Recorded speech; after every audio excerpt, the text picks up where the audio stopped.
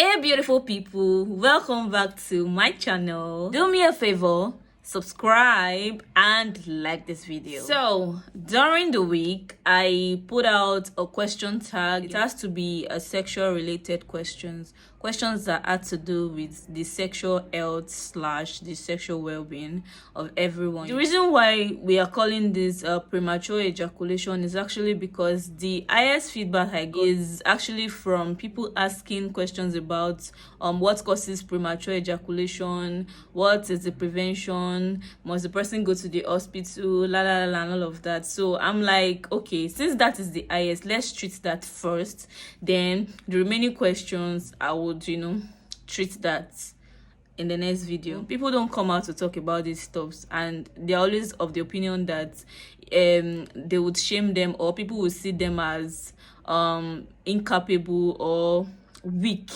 Let me use that word, weak. People will see them as weak, but there's nothing to be shy about. Majority of the time it's actually not your fault. So but most people would go ahead and buy products, Giacomo, Sokedile, all of that.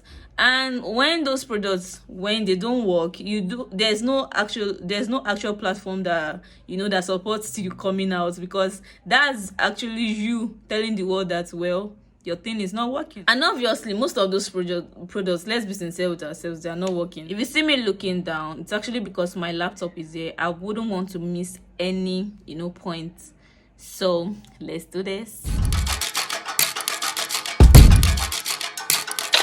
30 to 40% of the world population, of men's population in the world, are suffering from premature ejaculation. What causes premature ejaculation? The first thing is actually a genetic trait you inherit from your parents. And the second thing is unusual hormone level, the regular level of neurotransmitters. This is when an imbalance of the chemicals is going on in your body. The hormone that is meant to tell your body system that, oh my god, it is time, they are refusing to do their work. Then inflammation or an infection in your prostate or urethra, the tube that runs from your bladder and sends pee out of your body. That's what I'm talking about. And sometimes premature ejaculation can be a problem for men that have erectile dysfunction. When you are talking about erectile dysfunction, that is when the penis is not is not firm enough for sex. It can be treated using, what's the name of this exercise? Is it Kegel exercise, something like that.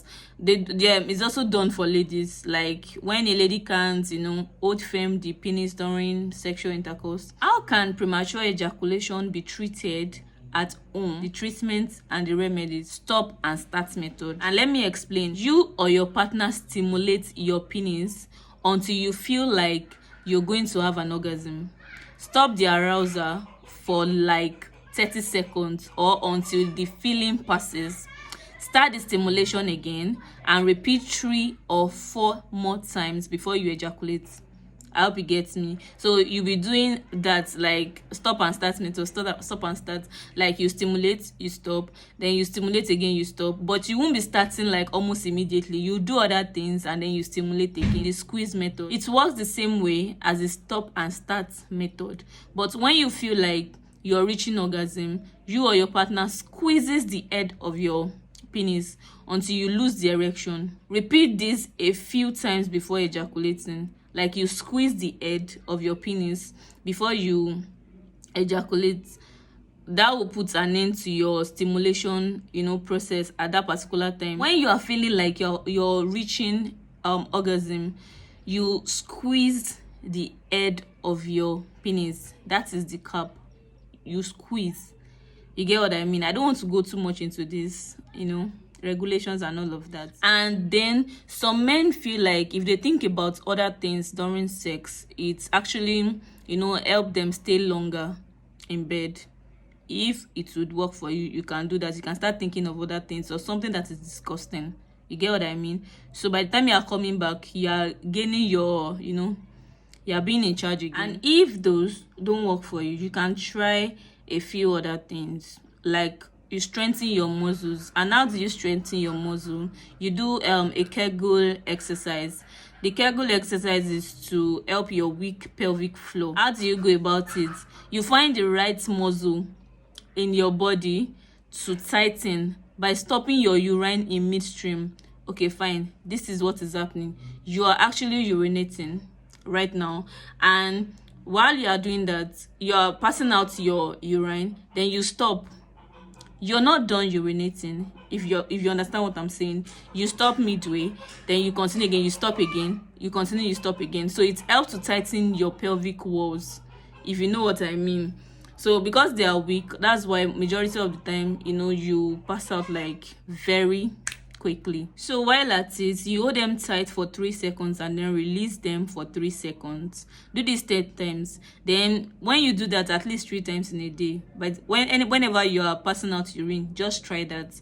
Although it won't be easy at first, but by doing it, ladies also do it to help to hold the penis during intercourse. So when you do that, it helps your penis. So the next thing, you wear a condom. Most people do not like wearing a condom because they feel like it is not sensitive enough. So when you do that, it helps, like it may desensitize you enough so you can last longer. It won't be that sensitive to all the energy that it's getting. So with that, before you get to the parts that you love and all of that, you're already, so you will last long by doing. The next thing to do is get busy before you get busy. I don't advise this as a Christian actually, but if you would want to try it, no problem. Get busy before you get busy. That's because some men find masturbating a few hours before sex helps them stay in control during intercourse. Scientifically, it's been proven that the first time you would want to ejaculate, like give the orgasm, you get what I mean, it comes very fast. But the second time is actually like, it doesn't come like that fast. It takes a longer period or a longer time to come. So you would use that first time as the masturbation time, while the second time would be when you are taking it for long. So to your partner, to look as if you are staying that long, but then the logic you used. So that's another home remedy that you can use to so that's why they call it get busy before you get busy. Another thing you can use is anesthetic creams or sprays. How you do this is you spray on the top of your penis to make it less sensitive, but then make sure before the intercourse you wash it off, like that. You spray it and leave it for 30 minutes. So before the actual intercourse, you wash it off so that you will not prevent your partner from being sensitive to you. To the next thing, seek counseling. This has to do with you seeing a psychiatrist or a psychologist. Reason being that majority of the time when people have the premature ejaculation, what happens is actually the fact that some are suffering from depression, from drugs, anxiety, or stress that may be contributing to premature ejaculation. So when you seek a a medical practitioner, you would know what is actually wrong. And majority of the time, it's actually not something that is actually huge that is happening to you, but it happens with you taking a first step to getting over it. So if none of these things that I've listed, if none of it works, your doctor or your medical practitioner may recommend medications to you, medications like antidepressants, tramadol. And premature ejaculation has its own complications, and they are something that are really relatable. The first complication is actually you losing your relationship, because majority of the time, most people do not want to be with a 1-minute man. You get me? So that's the first complication. And the second one is actually infertility.